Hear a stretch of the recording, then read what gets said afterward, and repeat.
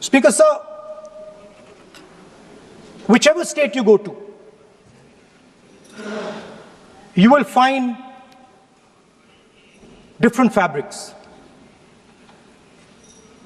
There's the Himachali cap, Assamese gamcha, Banarsi sari, Kanchipuram sari, Naga jacket, and you will find that all these fabrics represent the people. When the people of Assam give you the gamcha, they're not just giving you a piece of cloth. They're giving you an expression. They're giving you a piece of their history, their tradition, their future, their imagination.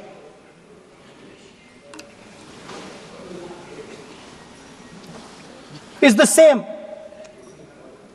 when the Nagas wear their jacket. When they come and see us, they make us wear the jacket because they want us to be embraced by the fabric. But Speaker, sir, these fabrics are beautiful. But if you look slightly deeper and you look closely at the fabric, you will find that each one of them has thousands of little threads embracing each other.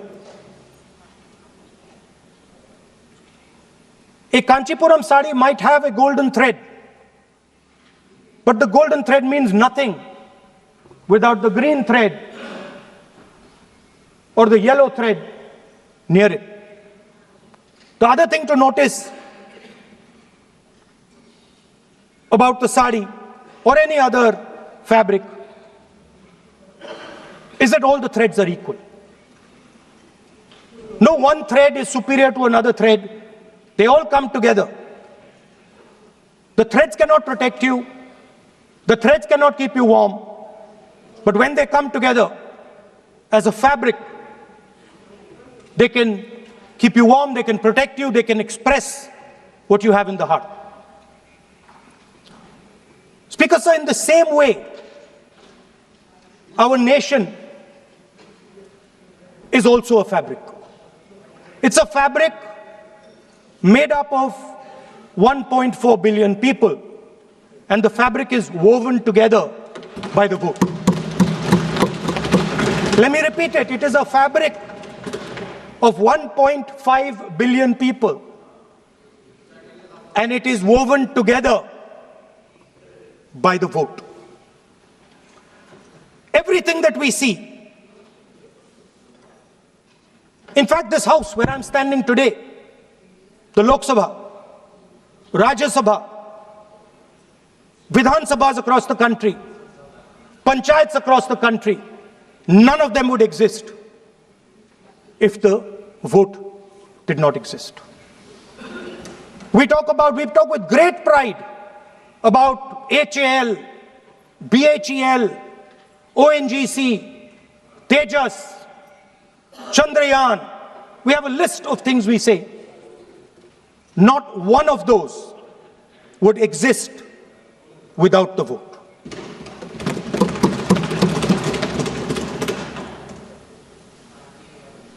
Speaker, sir, it is the idea that every thread, every person in the Union of India is equal that disturbs my friends in the RSS.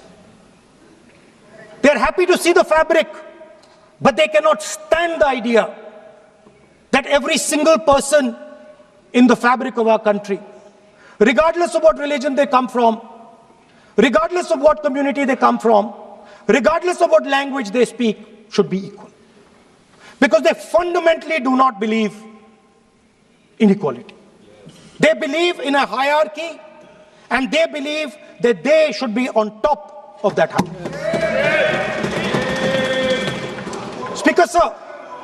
Speaker, sir, on the 30th of January, 1948, 3 bullets pierced the chest of Mahatma Gandhi. Nathuram Godse assassinated the father of our nation. Today, our friends do not embrace him. Today, our friends have pushed him away. It's an uncomfortable truth. But that's not where the project ended. You see, as I said, everything has emerged from the vote. All the institutions have emerged from the vote. So it's obvious that the RSS has to capture all the institutions that have emerged from the vote.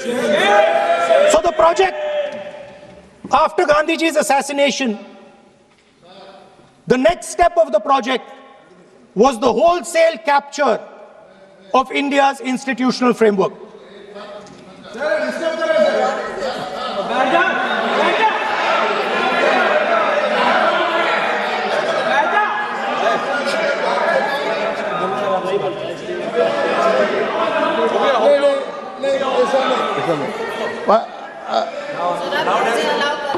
So what is this, sir?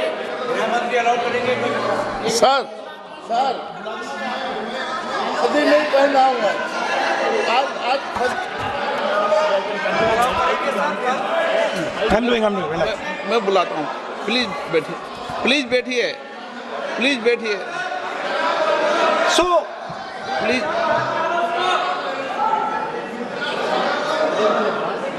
sir, आप बोले पर हाथ मत जोड़े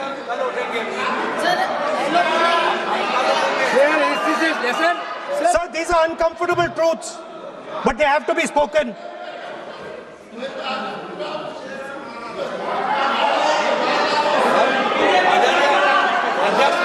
कितना खादी पहनते थे थोड़ा बता दे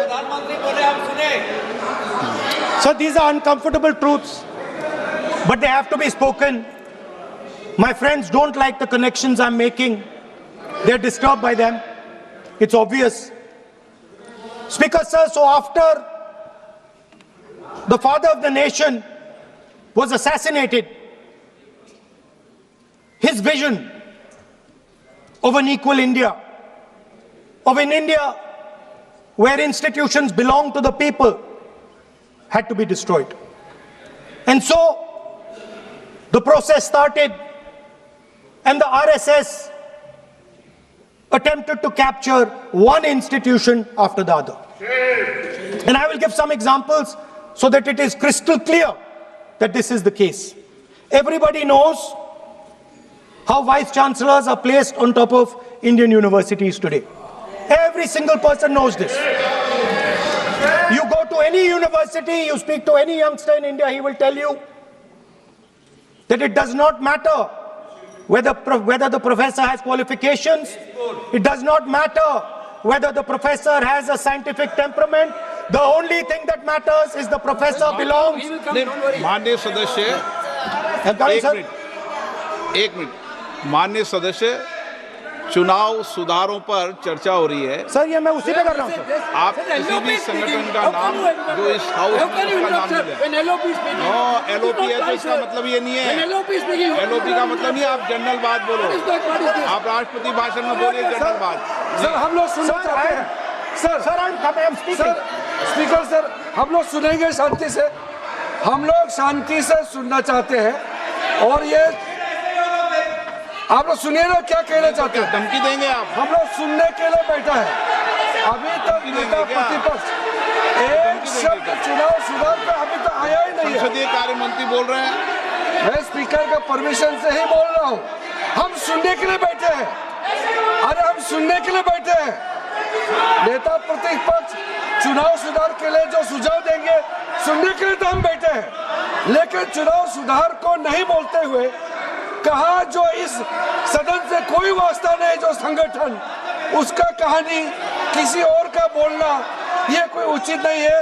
समय बहुमूल्य है, समय का मर्यादा भी है, सबका सब यहाँ सुनने के लिए बैठे हैं और ये समय बहुत कीमती है, इसलिए हर एक पल अच्छा शब्दों का कोई अच्छा ज्ञान दे, सुझाव दे, सुनने के लिए हम लोग बैठे हैं।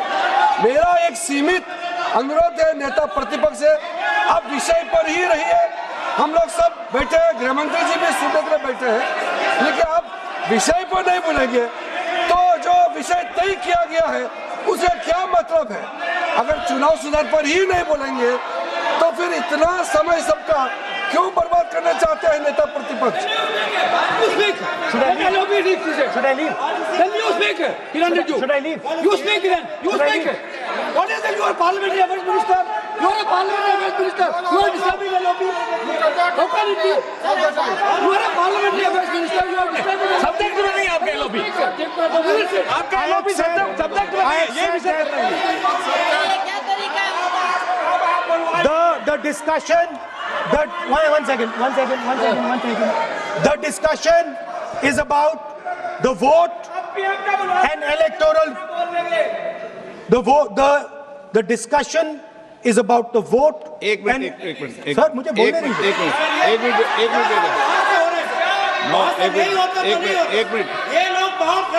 बैठिए।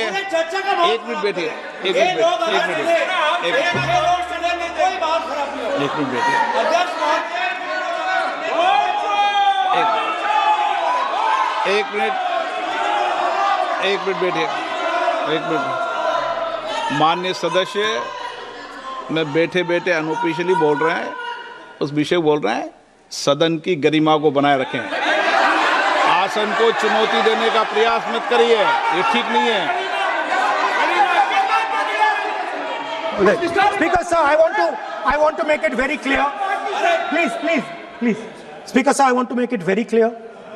The discussion is about votes. The discussion is about the stealing of votes.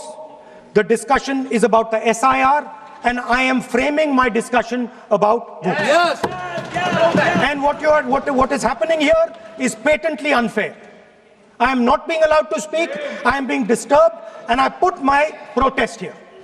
That is I have done absolutely nothing wrong. I am talking about the subject.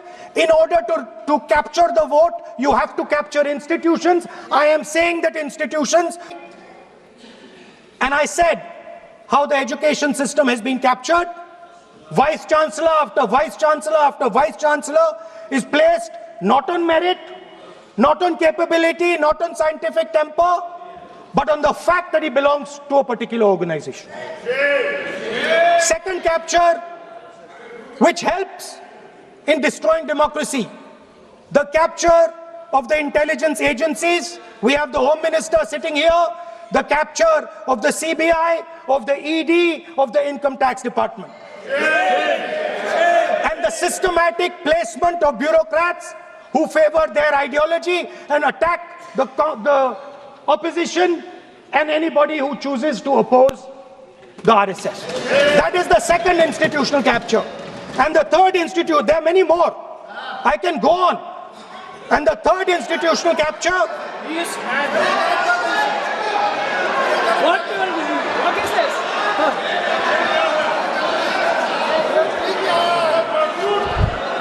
Mr. Minister. मानिए प्लीज मानिए। Yes, become sonite.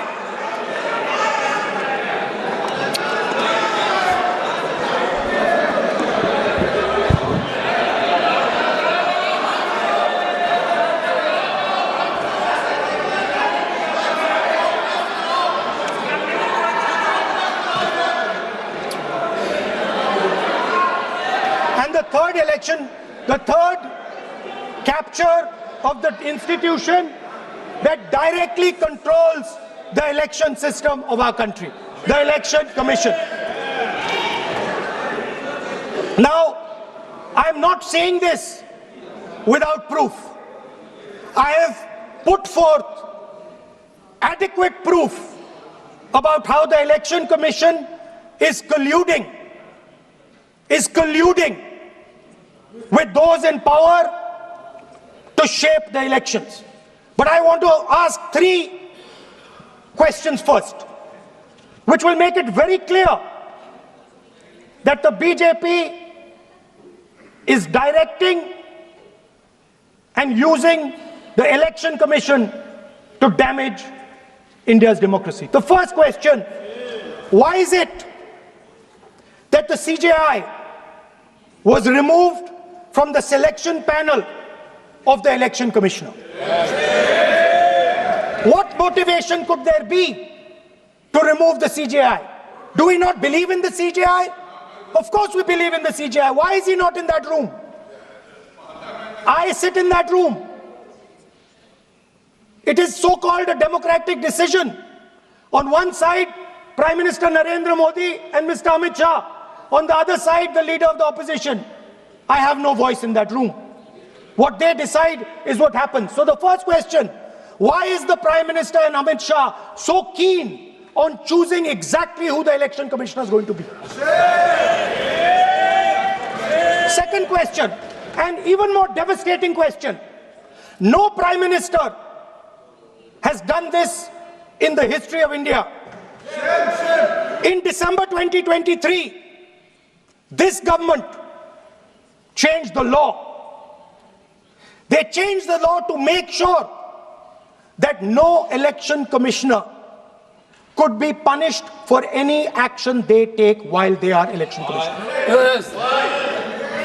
Immunity. Why would the Prime Minister and Home Minister give this gift of immunity to the election commissioner? Why would they need to give this tremendous gift that no Prime Minister has given ever before to the election commissioner? Yes.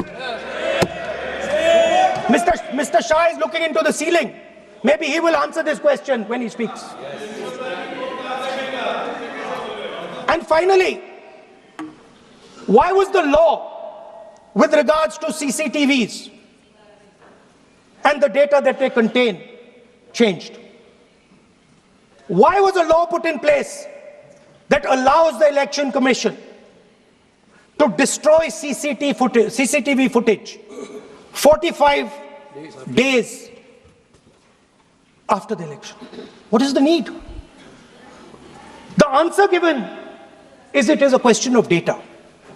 It is not a question of data. It is a question of stealing the election. Now, what is the result of this institutional capture? What is the result of controlling the Chief Election Commissioner and the Election Commission? First of all, we have a set of election campaigns that are tailored for the Prime Minister. 3-month, 4-month, 5-month long campaigns are taking place so that the Prime Minister's schedule can be fitted in to the program.